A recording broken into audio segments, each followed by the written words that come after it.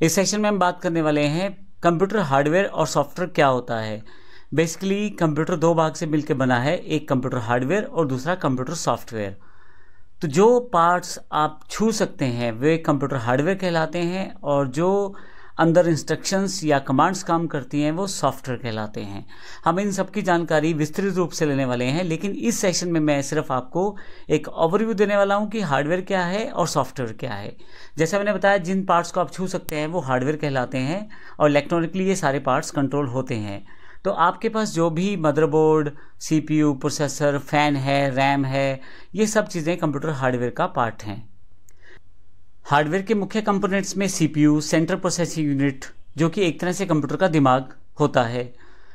Input devices जिनसे आप अपनी कमांड्स कंप्यूटर तक पहुंचाते हैं, अपनी इंस्ट्रक्शंस या अपनी बात कंप्यूटर के सामने रखते हैं, वो इनपुट डिवाइसेस कहलाती हैं। जैसे कीबोर्ड से टाइप करके, माउस से स्क्रॉल करके। माउस भी कई तरह के हैं, मैकेनिकल माउस है, कॉर्डलेस माउस है, ऑप्टिकल माउस है। इन सभी की जानकारी हम आने वाले सेशन में लेंगे। इसके अलावा इनपुट डिवाइसेस में जॉयस्टिक है, गेम्स खेलने के लिए प्रयोग की जाती है। स्कैनर है, अगर आप उसके ऊपर कोई पेपर रखें तो स्कैन करके आपके कंप्यूटर में आ जाएगा। बार कोड रीडर है, वो स्कैन करके उस पूरे के पूरे बार कोड को रीड करने की कोशिश करेगा। टच स्क्रीन है, जिससे आप टच करके अपनी बात कंप्यूटर को समझा सकते हैं। तो ये सब चीज़ें जो हैं इनपुट डिवाइसेस का पार्ट है कंप्यूटर हार्डवेयर के अंतर्गत। इसी तरह से जब आपको आउटपुट देखना होता है तो फिर आपको आउटपुट डिवाइस चाहिए होती है। जैसे मॉनिटर है, स्पीकर है, प्रोजेक्टर है, या आपके पास प्रिंटर हैं।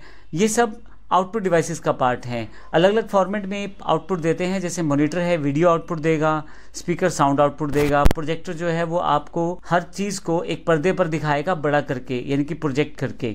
इसके अलावा प्रिंटर जो है वो पेपर के साथ आपको आउटपुट देगा।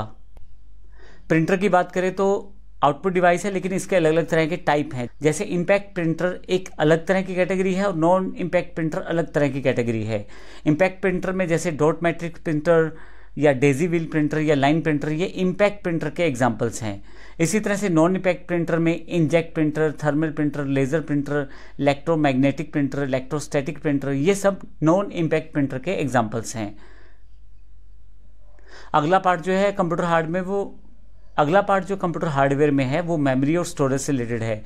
जैसे कि आपके पास रैम है, रोम है, या सेकेंडरी मेमोरी। जैसे कि पहले फ्लॉपी यूज़ होती थी, लेकिन अब hard disk, CD, DVD, pen drive, ये सब जो है ये सेकेंडरी मेमोरी के भाग हैं। तो ये सारे पार्ट्स जो हैं ये कंप्यूटर हार्डवेयर से रिलेटेड हैं।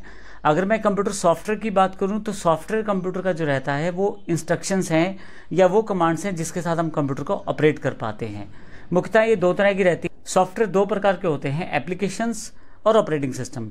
एप्लीकेशन सॉफ्टवेयर जैसे आप मोबाइल में ऐप यूज़ करते हैं, बेसिकली एक पर्टिकुलर काम को करने के लिए एक अलग सॉफ्टवेयर होता है, उसे एप्लीकेशन सॉफ्टवेयर कहते हैं। जैसे टाइप करने के लिए MS वर्ड है तो फॉर्मुलेशन के लिए एक्सेल है, अकाउंट्स मैनेज करने के लिए टैली है, तो फोटो बनाने के लिए आपके पास फोटोशॉप और कोल्ड्रा है, इंटरनेट प्रयोग करने के लिए इंटरनेट ब्राउजर्स हैं। ये एप्लीकेशन सॉफ्टवेयर के एग्जांपल हैं। इसी तरह से ऑपरेटिंग सिस्टम है जिनसे पूरा का पूरा कंप्यूटर मैनेज किया जा सकता है, जैसे विंडोज़ 10, विंडोज़ 7, या आप अपना मोबाइल प्रयोग करते हैं एंड्रॉयड, या फिर से कंप्यूटर के लिए अलग से ओपन सोर्स ऑपरेटिंग सिस्टम है लाइनेक्स। तो इन सब का प्रयोग करके आप अपने कंप्यूटर के अंदर काम कर सकते हैं। तो ये ऑपरेटिंग सिस्टम की कैटेगरी है। अब मैं यहाँ दूसरे एग्जांपल से कह दूँ तो एप्लीकेशन सॉफ्टवेयर एक टीचर की तरह है। जैसे एक मैथ्स वाला टीचर मैथ्स पढ़ाता है, साइंस वाला साइंस, इंग्लिश वाला इंग्लिश। इसी तरह से एप्लीकेशन सॉफ्टवेयर एक खास कार्य करता है। यदि आप उसको MS वर्ड में काम कर रहे हैं तो टाइपिंग का काम कर पाएंगे, और अगर आप एक्सेल में काम कर रहे हैं तो फॉर्मुलेशन का काम कर पाएंगे।